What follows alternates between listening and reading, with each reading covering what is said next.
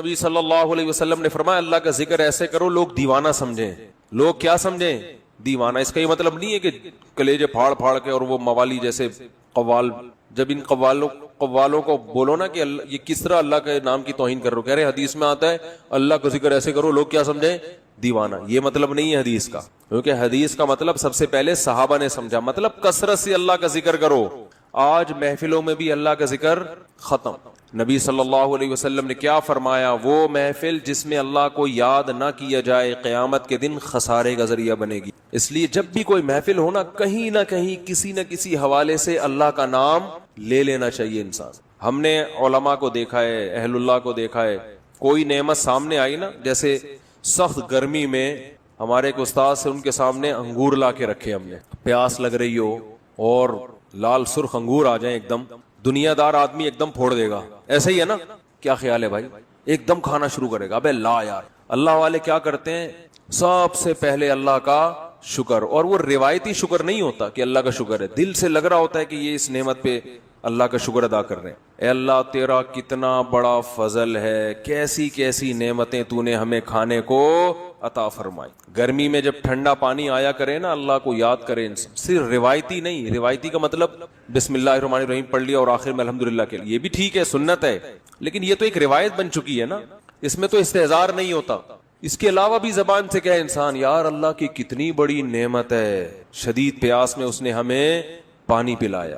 اپنے پیارے بچوں کو جب دیکھا کریں نا کیسے پیارے لگتے ہیں, اگر اپنے ہوں, پڑوسیوں کے بچے نہیں اچھے لگتے انسان, وہ ٹینشن ابے لے کے جائے یار ان کو. تو جب پیار آتا ہے تو فوراً کس کی طرف نسبت؟ اللہ کی نعمتیں. بھائی یہب لمن یشاء اناسا, جس کو چاہتا ہے بیٹیاں گفٹ میں دیتا ہے, یہ مجھے گفٹ میں ملی ہے پیاری پیاری بچیاں. وَيَهَبُ لِمَن يَشَاءُ الذُّكُورَ, جس کو چاہتا ہے بیٹے گفٹ میں دے دیتا ہے. بڑے ہو کر تو پتہ نہیں اچھے لگے نہ لگے, بچے تو اچھے ہی لگتے ہیں نا.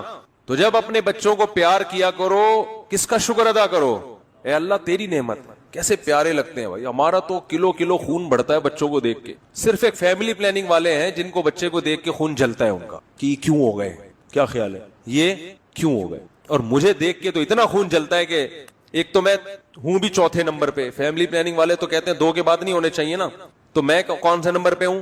چوتھے نمبر پہ اپنے بہن بھائیوں میں. تو ایک تو اس لیے خون جلے گا, یہ تو اس کا تو پیدا ہونا ہی غلط تھا. کیا خیال ہے؟ اصول کے مطابق تو اس کو پیدا ہونا ہی نہیں چاہیے تھا. اس نے تو پیدا ہو کے غربت میں اضافہ کر دیا, کیونکہ 2 کے بعد جتنے ہوں گے غربت میں اضافہ کریں گے نا, اس لیے بھی جلتے ہیں. دوسرا اس لیے بھی جلتے ہیں کہ اس کے اپنے بہت سارے ہیں, اور اس لیے بھی جلتے ہیں کہ یہ بہت سارے بچے پیدا کرنے کی ترغیب بھی دیتا ہے. کیا خیال ہے؟ لیکن فیملی پلاننگ والوں کی جو ملامت ہے وہ میرے دل کے ارد گرد گھومتی ہے, اور میرے دل میں جو بچوں سے محبت ہے اس محبت کی گرمی ان کی ملامت کے تیروں کو میرے دل کے اندر پہنچنے نہیں دیتی. وہ جاتی ہے فیملی پلاننگ والوں کو جا کے الٹا جا کے لگتی ہے. سمجھتے ہو؟ میں ان سے کہتا ہوں کہ تم بھی اپنے بچے پیدا کرو تو زندگی سکون میں آئے گی تمہاری. اللہ پہ توکل کرنا سیکھو, اللہ کے بندو اعتماد کرنا سیکھو. خدا کی قسم دولت میں مزہ نہیں ہے, ایک تھیلا جیب میں نہ ہو لیکن نظر کس پر ہو؟ اللہ پر ہو. اس میں بڑا مزہ ہے کہ انسان کا جب اللہ سے تعلق ہوتا ہے نا تو پھر غربت میں بہت مزہ آتا ہے. اس کو پتا ہے کہ کھلائے گا کون؟ اللہ. تو وہ ایک بزرگ تھے, ان کے پاس ایک طالب علم پڑھا کرتا تھا, فاقوں میں وقت گزر رہا تھا. تو وہ بچہ جو تھا نا, جب وہ گھر جاتا, کھانے وانا ہوتا نہیں تھا گھر میں, تو ماں سے پوچھتا کچھ کھانے کو ہے, تو وہ کہتی نہیں آج ہم اللہ کے مہمان ہیں. دیکھو اللہ کے مہمان کو تو زیادہ ملنا چاہیے نا, مطلب یہ کہ آج ہمیں بس اللہ ہی کھلائے گا. بچہ سمجھ جاتا کہ آج گھر میں کچھ بھی نہیں ہے. تو ایک دن گھر میں گیا, کچھ ہے؟ انہوں نے کہا ہے کھانے کو. تو کہنے لگا اماں جب تو یہ کہتی ہے نا کہ آج ہم اللہ کے مہمان ہیں, تو اس کلام میں جو لذت ہے وہ کھانے میں نہیں ہے. بھوکا رہنے کا اپنا مزہ ہے بھائی, اپنی حماقتوں سے بشرطے کہ بھوکا نہ رہ رہا ہو. ایک ہوتا ہے اللہ کی طرف سے آزمائش, ایک ہوتی ہے اپنی حماقتوں سے. بے روزگاری کی وجہ سے خود ہی کوئی قابلیت ہی نہیں ہے, نہ پڑھائی میں دل لگا رہا ہے, نہ کوئی محنت مزدوری کر رہا ہے, پھر جو بھوک آئے گی یہ اللہ کی طرف سے نہیں ہے, یہ آپ کی حماقتوں سے ہے. اور اس میں خوشی بھی نہیں ملتی انسان کو, اس میں اور ٹینشن میں جاتا ہے. تو کہ جو غیر مسلم ہیں وہ اللہ کی عبادت کسی نہ کسی مفاد کو سامنے رکھ کے کرتے ہیں.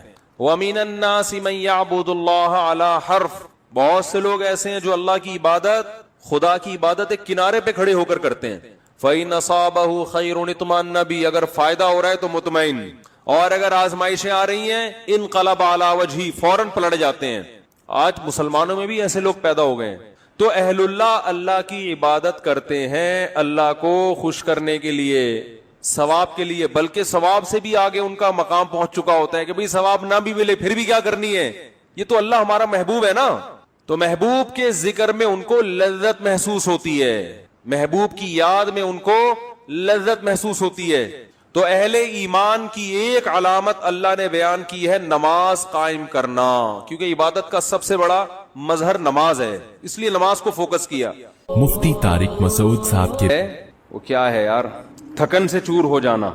اللہ کی محبت کی جو راستہ ہے نا، اللہ کی محبت میں آپ جو راستہ طے کرتے ہو اللہ کو پار کرنے کے لیے، اللہ کو پانے کے لیے، اللہ کو حاصل کرنے کے لیے آپ جو راستہ طے کرتے ہو نا، اس طے کرنے میں تھک جانا یہی منزل ہے عاشق کے لیے۔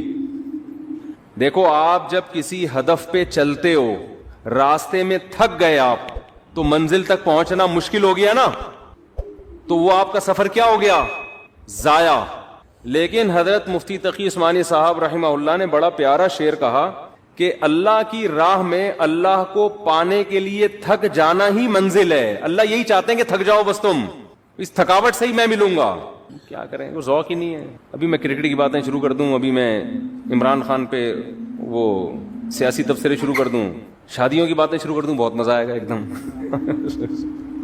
اچھا، جس کی زیادہ شادیاں ہوتی ہیں نا، اس کو اللہ کی محبت کی باتیں بہت جلدی سمجھ میں آتی ہیں، کیونکہ دکھی دل ہوتا ہے نا، ٹوٹا ہوا دل، اجڑا ہوا۔ وہ کہتے ہیں مجھ سے اللہ کی محبت ہی کی باتیں کیا کرو، عورتوں کی باتیں مجھ سے، یہ کنواروں کے شوق ہیں کہ اللہ کی محبت کے بجائے خواتین کی باتیں کرو، شادیوں کی باتیں۔ لیکن جب ہو جاتی ہے نا دو تین، تو پھر آدمی کہتا ہے یار اللہ کی محبت کی باتوں میں اللہ نے بڑا مزہ رکھا ہے۔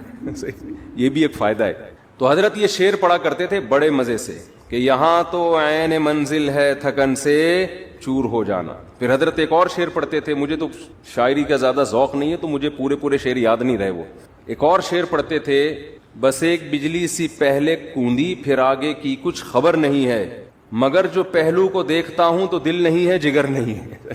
یعنی اللہ کی محبت میں ہم دل بھی گنوا بیٹھے اور جگر بھی، پہلو کو دیکھ رہے ہیں تو نہ دل نظر آ رہا ہے ہمیں، نہ جگر نظر آ رہا ہے۔ تو محبت کے اصول تو کچھ اور ہوتے ہیں نا، اس میں تھوڑی انسان پابند ہوتا ہے۔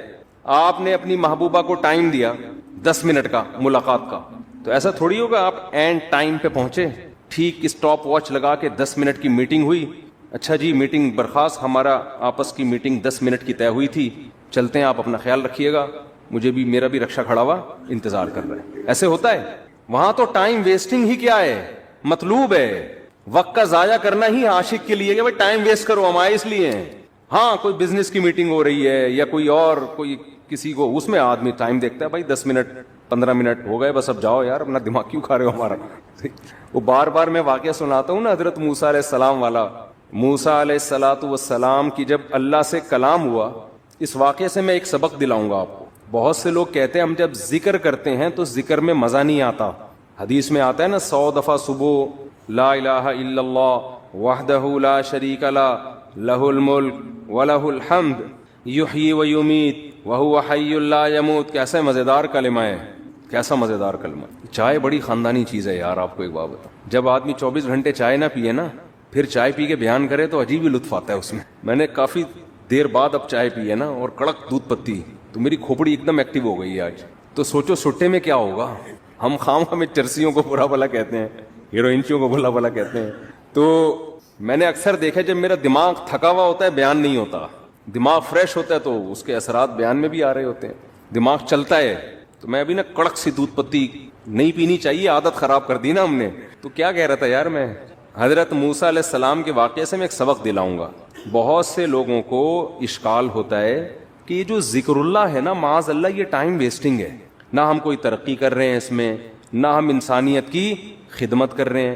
اب آپ جتنا دیر ذکر میں لگاتے ہو، یہ لا الہ الا اللہ کی تسبیح کتنی مزیدار ہے، لا الہ الا اللہ وحدہ لا شریک لہ لہ الملک ولہ الحمد۔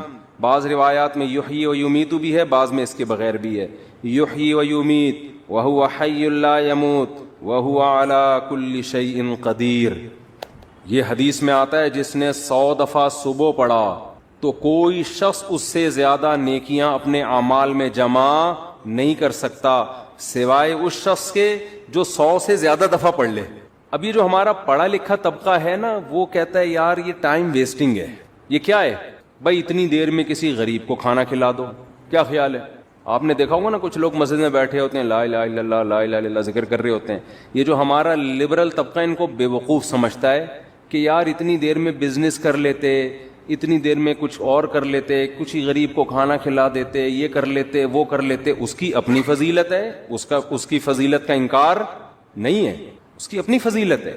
وَيُطْعِمُونَ الطَّعَامَ عَلَى حُبِّهِ, ہمارے نیک بندے ہماری محبت میں غریبوں کو کھانا کھلاتے ہیں. کھانا کھلانا اپنی جگہ, لیکن ذکر کی فضیلت اپنی جگہ. ذکر کی اتنی فضیلت ہے کہ رسول اللہ صلی اللہ علیہ وسلم نے ایک حدیث میں فرمایا کہ صحابہ نے پوچھا یا رسول اللہ سب سے افضل عمل کون سا ہے؟ آپ صلی اللہ علیہ وسلم نے فرمایا اللہ کا ذکر کرنا, یہ جو تسبیحات ہیں. صحابہ نے عرض کیا یا رسول اللہ کیا جہاد سے بھی افضل ہے؟ یعنی ہم تو فرسٹ ٹائم سن رہے ہیں, ورنہ ہمیشہ ہم نے سنا سب سے افضل عمل کون سا ہے؟ جہاد ہے. آج ہم فرسٹ ٹائم سن رہے ہیں کہ سب سے افضل عمل کون سا ہے؟ ذکر اللہ. آپ نے فرمایا جہاد سے بھی افضل. یہاں تک کہ تم اللہ کے راستے میں گھوڑا لے کے نکلو اور تمہارے گھوڑے کی ٹانگیں کاٹ دی جائیں, اس سے بھی زیادہ افضل ہے کہ اللہ کا ذکر کرو. اب علماء نے تطبیق دی ہے کہ بھئی زیادہ تر حدیثوں میں تو ہے کہ جہاد افضل ہے, لیکن اس حدیث میں کیا آ رہا ہے؟ ذکر افضل. تو تطبیق یہ ہے کہ ثواب کے اعتبار سے تو جہاد ہی افضل ہے, ظاہر اس میں قربانی زیادہ ہے, لیکن ذکر کو افضل اس لیے قرار دیا گیا کہ جہاد کا مقصد بھی کیا ہے؟ لوگوں کو اللہ کی یاد اور اللہ کی عبادت پر لانا. تو مقصد کے اعتبار سے کیا چیز افضل ہے؟ ذکر. کیونکہ جہاد مقصود نہیں ہے, ذریعہ مقصود ہے. جہاد مقصود نہیں, کیونکہ فقہا لکھتے ہیں کہ جہاد میں کوئی بھی کام ایسا نہیں ہوتا جو اللہ کی پسند کا ہو, کیونکہ خون خرابہ ہے, اور خون خرابہ قرآن کیا کہتا ہے؟ اللہ کو پسند نہیں ہے.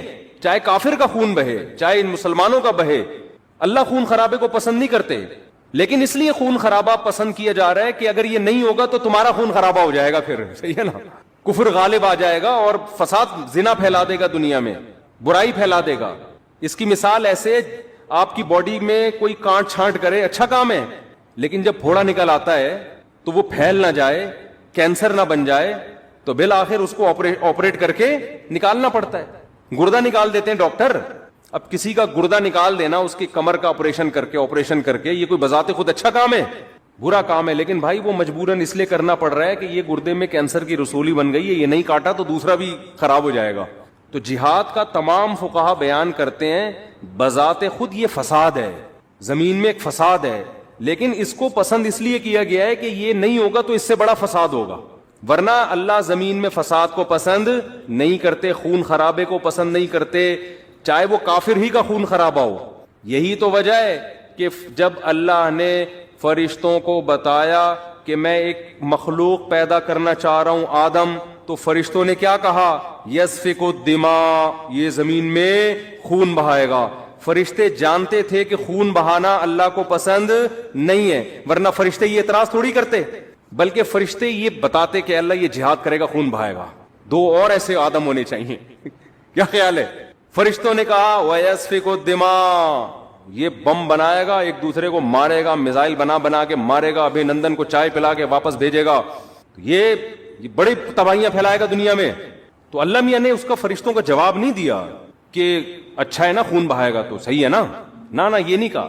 اللہ نے کہا اعلم ما لا تعلمون, ٹھیک ہے تم نے اس کی ایک بیڈ کوالٹی بیان کی ہے کہ خون بہائے گا, لیکن اس کی کچھ اچھی گڈ کوالٹیز بھی ہیں وہ تم نہیں جانتے. تو اس سے صاف پتہ چلتا ہے اللہ زمین میں خون خرابے کو پسند نہیں کرتے, مجبوری ہے.